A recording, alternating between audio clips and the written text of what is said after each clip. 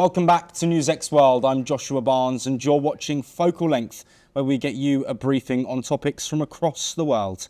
The EU's lower price cap on Russian oil and sanctions on tankers impact Moscow's ability to fund its war. Despite this, Dmitry Medvedev's rhetoric suggests Russia will endure and escalate military actions. The US has set a 50-day deadline for a ceasefire or face secondary sanctions on nations like India and China. Meanwhile, Russia's energy strikes on Ukraine and a 20% revenue decline could reshape Russia's policies. Europe faces gas supply instability, with new routes like Turk Stream offering limited relief, highlighting the need for deeper infrastructure investments. Joining us now is Dr. Tatiana Mitrova, who is a research fellow at the Centre on Global Energy Policy, bringing over 25 years of expertise in Russian FSU and global energy markets. Her experience spans production, transportation, demand, energy policy pricing, and market restructuring. Thank you ever so much for joining us. My first question to you is, the EU recently lowered its price cap on Russian oil and sanctioned over 100 tankers linked to Russia's shadow fleet. How do you see this impacting Moscow's ability to export energy and therefore fund its war efforts? Frankly speaking, it's more of a symbolic gesture rather than a real change for the Russian oil exports. Of course, it will create additional problems for Moscow. It will increase transaction costs. But as it is just European regulation, the US and many other countries do not participate in this price cap increase and in this tanker sanctioning. There will be always shippers who will be ready to take this risk. There will be always bypassing routes. There will be always some loopholes. So as the previous 3.5 years of the war have demonstrated, Russian oil companies are pretty flexible and adaptable, always finding the way how to ship their oil to the customers. So basically, I suppose it might take a couple of months to adjust, but it will not significantly affect Russian oil exports. Dmitry Medvedev has claimed Russia will endure these sanctions and has promised to escalate military action in Ukraine. How do you interpret this rhetoric in terms of Russia's actual economic resilience?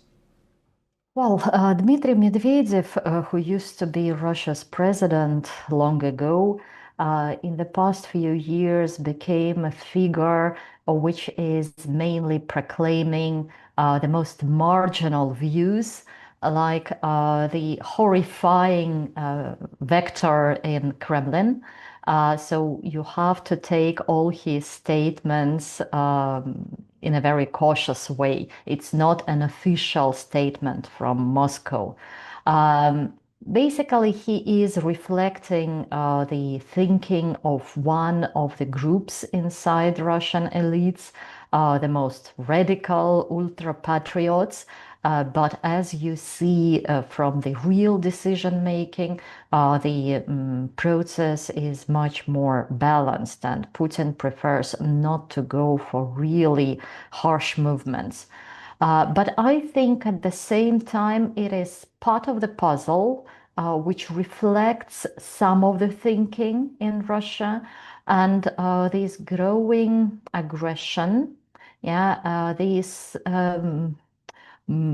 ongoing militarization of the whole country. It really dictates certain decisions. Yes, I think during the last 3 years, Russia became much more expansionist, and especially with the questionable results of the military actions in Ukraine, there is this feeling, this desire to get revenge. So indeed, I think it will be extremely difficult for Moscow to stop. And even if we think about ceasefire or temporary peace, I'm saying temporary because I don't believe that Moscow will go for a long-term peace with the neighbors. The whole economy, the whole state machine became so militarized that it's nearly impossible to switch it to the peaceful coexistence with the neighbors. And it is quite a dangerous sign. So, trying to push forward attacks on Ukraine, Russia has actually changed the whole domestic economic and political system, and now it cannot stop. Now it's actually working only until there is an external enemy. That's the problem. Looking at North America now, and the United States has given Russia 50 days to agree to a ceasefire or face secondary sanctions targeting countries like India and China that continue to buy Russian oil. How might this reshape the global energy flows and alliances? This is indeed a very difficult question.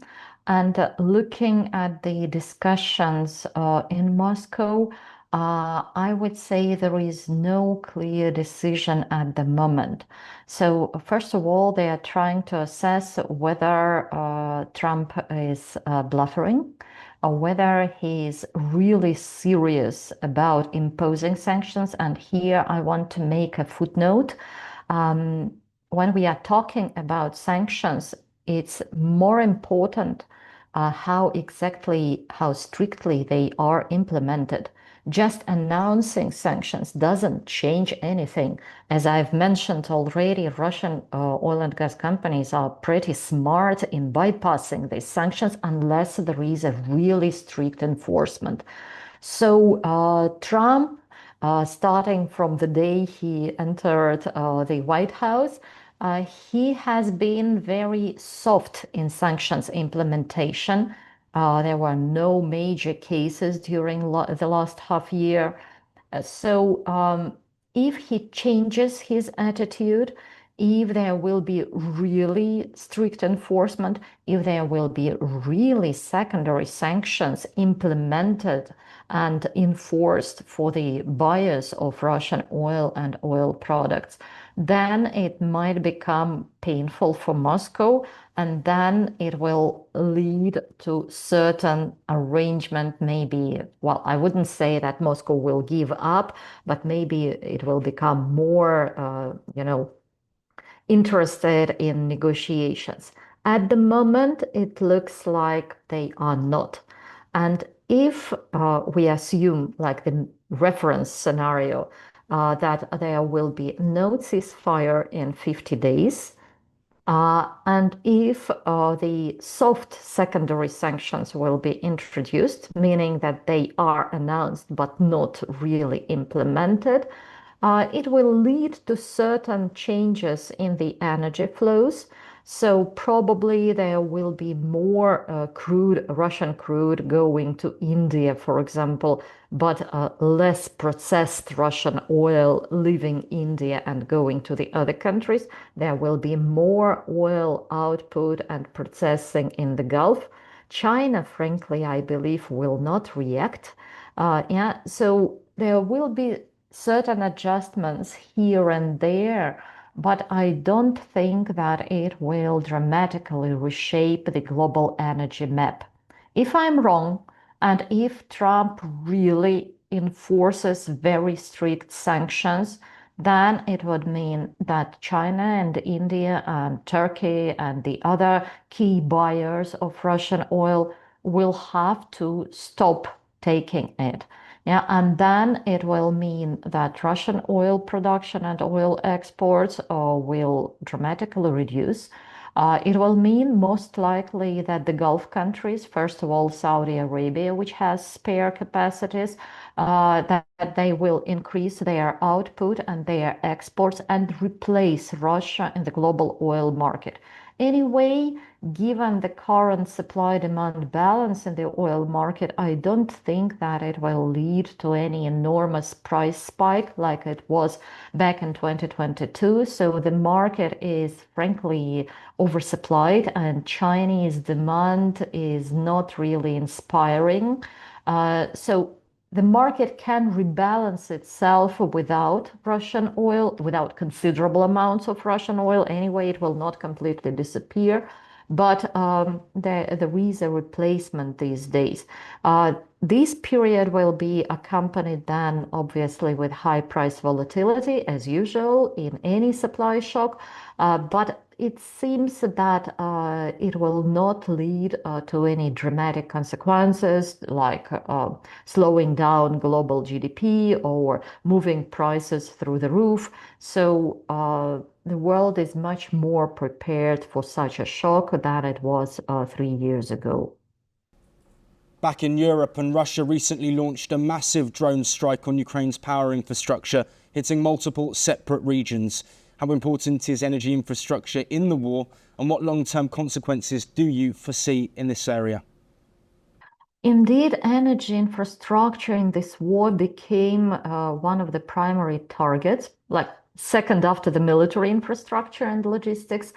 And it's not just power infrastructure, not the transmission lines, not only the power plants, but also gas infrastructure and basically all energy assets in both countries got affected. In Russia, probably there were so many attacks on the Russian oil refineries. And okay, it didn't stop oil processing, but it affected the capacity. So probably the most illustrative example, and I would say unprecedented example of energy infrastructure under attack during this war was this sabotage, this mysterious explosion of the Nord Stream. And it is indeed absolutely unique in the global history. Never ever before we have seen anything like that. And right now, on a daily basis, both Ukrainian and Russian energy assets are attacked. So it's, first of all, it's illustrating how important energy is for the functioning of each country. It's a critical infrastructure. It's critically important not only for the population, but also for the military purposes. But also it shows us that all the countries these days which are worried about their security have to pay special attention to the safety of their energy infrastructure.